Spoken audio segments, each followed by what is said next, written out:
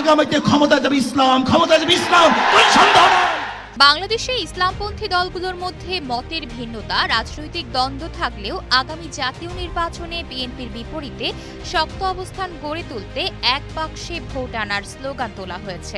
যদিও তারা আনুষ্ঠানিকভাবে কোনো জোট গঠন করছে না, তবু জামায়াত ইসলামী, ইসলামী আন্দোলন বাংলাদেশ, খেলাফত মজলিস সহ একাধিক দল ইতোমধ্যে সমঝোতার ভিত্তিতে আসন ভাগাভাগির বিষয়ে একমত হয়েছে।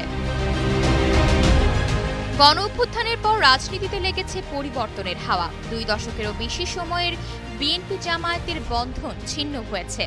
অপরদিকে দীর্ঘদিনের মতবিরোধ ভুলে জামায়াত ও চরমোনাইয়ের ইসলামী আন্দোলনের মধ্যে সমঝোতার ইঙ্গিত মিলেছে, যার সবচেয়ে বড় বহিঃপ্রকাশ ঘটেছে সোহরাওয়ার্দী উদ্যানে অনুষ্ঠিত মহাসমাবেশে।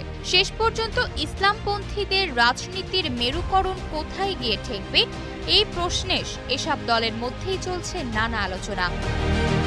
আকিদাগত মতপার্থক্য একপাশে রেখে আগামী নির্বাচন ঘিরে সমঝোতা হয়েছে ইসলামী দলগুলোর মধ্যে। নির্বাচনে বিএনপির বিপরীতে শক্তিশালী অবস্থান তৈরি করতে চায় তারা। জামায়াতের সহকারী সেক্রেটারি জেনারেল মোহাম্মদ আব্দুল হালিম বলেন, সবাই যেন একটি বাক্সে ভোট দিতে পারে, এমনটাই সমর্থক গোষ্ঠীর চাওয়া।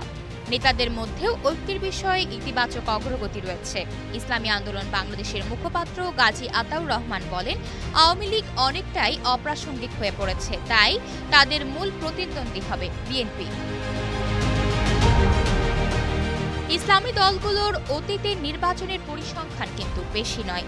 এখন তাদের ভোট বাড়তে পারে বলেও মনে করছেন বিশ্লেষকেরা। কিন্তু এরপরও এসব দলের এককভাবে নির্বাচন করে জয়ী হওয়া কিন্তু বেশ কঠিন।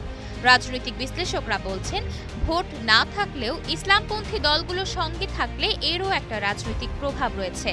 এসব বিবেচনায় এবার বিএনপি ও জামায়াত তাদের পৃথকভাবে কাছে টানার চেষ্টায় রয়েছে।